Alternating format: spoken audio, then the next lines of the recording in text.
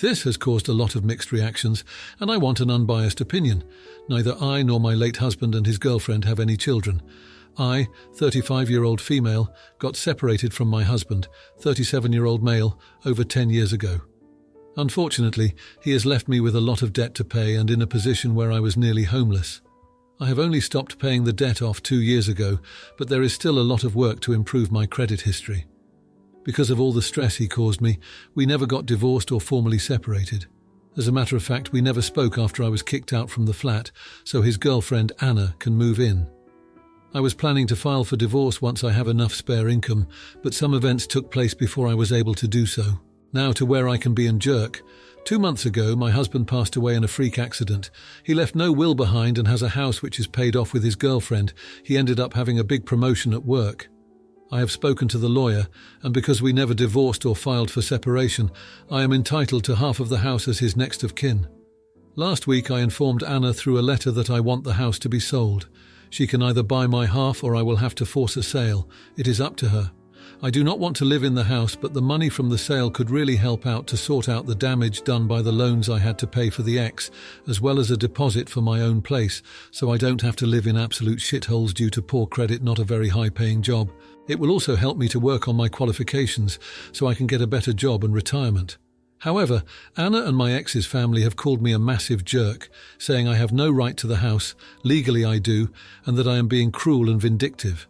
I have reminded them that it is not my fault their son didn't divorce me or have a will, and said I don't see how it is unfair, as I had to pay for his debts while he lived a comfortable life. So Reddit, am I the jerk? Eat it. I have seen this coming up as a question a few times and don't want to keep responding with the same comment. My ex has maxed out my credit cards and took loans in my name, as well as cleared our savings account to fund his relationship with Anna and some of his gambling habits at the time. Due to being busy with work, I hadn't discovered the loans and cards being maxed out until it was too late, and I had a few notices of non-payment and him kicking me out and basically making it seem to everyone that I had the problem, and he loaned me money which I paid him back by taking loans and cards, as well as if I wanted him back so made him gifts. The total amount of debt is a bit over $50,000, which also resulted in me losing my job while he got to keep his well-paid job.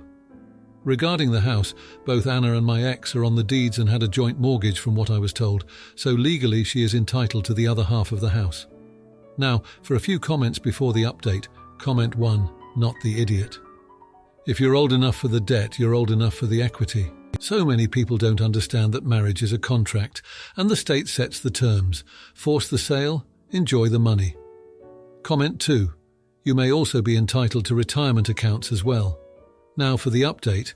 Thanks to everyone who read my last post. The past 2 weeks have been a roller coaster, and I've been processing a lot. Here's what's happened since I dropped the bombshell on Anna about the house. After I sent the letter to Anna, things escalated quickly. She called me, her voice shaking with anger and disbelief. She couldn't understand why I was doing this to her, especially after all these years. I tried to stay calm and explain my side, but the conversation ended with her hanging up on me. The next day I got a call from my ex's sister, Claire. She was more understanding than Anna, but still sided with her brother's girlfriend. Claire pleaded with me to reconsider, saying that Anna was like family and had nowhere else to go. I felt a pang of guilt, but I reminded myself of the years of financial struggle I endured because of my ex. A few days later, I received a formal letter from Anna's lawyer. She was offering to buy my half of the house at a price far below market value. It was a low blow, and I felt my blood boil. I contacted my lawyer, and we decided to get the house appraised to set a fair price. Meanwhile, work was a welcome distraction, but even there I couldn't escape the drama. My co-workers had heard about my situation, and opinions were divided. Some thought I was justified, while others whispered behind my back, calling me heartless. It was uncomfortable, but I tried to keep my head down and focus on my job. Then, something unexpected happened. I ran into an old friend of mine and my ex's, Mike, at the grocery store. He'd heard about my ex's passing and the house situation. We ended up having coffee together, and he shared some surprising news. Apparently my ex had confided in him about feeling guilty for how he treated me and had considered reaching out to apologize and make amends. I was taken aback. It was a side of my ex I hadn't seen in years. As the days passed, the tension with Anna grew. She started a social media campaign, painting me as the villain in this story. I received hateful messages from strangers telling me to leave Anna alone. It was overwhelming and I started to question if I was doing the right thing. Then, the appraisal came back. The house was worth much more than Anna had offered. Armed with this information, my lawyer and I prepared to negotiate, but before we could reach out to Anna, she called me. This time, the conversation was different. Anna was crying, her voice barely a whisper. She told me she had lost her job and couldn't afford to buy me out or even pay for the house on her own. She was scared and alone. My heart softened, and for a moment I saw her not as the woman who moved into my flat, but as a person who was also suffering. We agreed to meet and talk things through face to face. It was awkward at first, but as we talked, we began to understand each other's perspectives. Anna shared how she had been struggling since my ex's death, and I shared my story of financial ruin and recovery. In a surprising turn of events, we came to an agreement. Anna would sell the house and we would split the proceeds 50-50. It was a fair solution, and we both felt a sense of relief. We even shared a tearful hug before parting ways. But just when I thought things were settling down, I received a call from my lawyer that changed everything. He had been doing some digging and discovered that my ex had taken out a life insurance policy years ago, with me still listed as the beneficiary. It was enough to cover the debts he left me with and then some. I was stunned. It felt like a final apology from beyond the grave. With this revelation, I made a decision. I called Anna and told her I would use the life insurance money to cover my debts and that she could keep the house. She was speechless, and I could hear the relief in her voice. The past 2 weeks have been a whirlwind of emotions. I've gone from anger to understanding, from seeking revenge to finding closure. I've learned that life is too short for grudges, and sometimes the best way to move forward is to let go of the past. As for me, I'm looking forward to a fresh start, free from the debts of my past and open to the possibilities of the future. And who knows, maybe Anna and I, against all odds, can build a friendship from the ashes of our shared history with the man who brought us together in the most unexpected way. Now, for the comments. Comment 1. Hey there. You've been through a financial roller coaster, and it's totally fair for you to want to secure your own future. It's a tough spot, but you're not wrong for wanting what's legally yours. Just make sure you're taking care of your emotional well-being too, amidst all this legal stuff. Comment 2. Well, ain't that a plot twist straight out of a soap opera? You're like the phoenix rising from the ashes of debt with that life insurance plot twist. Good on you for finding a way to settle things without turning into the villain in Anna's sob story. Cheers to fresh starts and unexpected windfalls. Now for the next story. Names changed, we're all 35 plus. For almost 15 years now, my friends have holiday parties where we each bring a dish. Mine has always been a green bean casserole. It's nothing fancy, just a random recipe I found online. A few years ago, Amy joined our group. There have been zero issues with Amy until parties. My casserole was overhyped, and after tasting it, Amy said she could do better. I gladly passed casserole duty to her. It didn't hit the same, and it was gently suggested to get passed back to me. Amy took this personally. For years, she texted me after parties about how offended she is that I keep making the dish to spite her, and how bad it tastes. She's even accidentally brought her own green bean casserole several times. This Thanksgiving, Amy snapped over someone complimenting my casserole. She screamed at everyone for pandering to me, how I'm out to get her, and for everyone hating her family since her recipe has been passed down for generations. Then she stormed out. We all talked afterwards, and I explained this had been going on for years, even showing her the texts. Everyone said it was out of character for Amy, and wondered if something else is going on. As far as I'm aware, it's only the casserole. We get along 100% otherwise.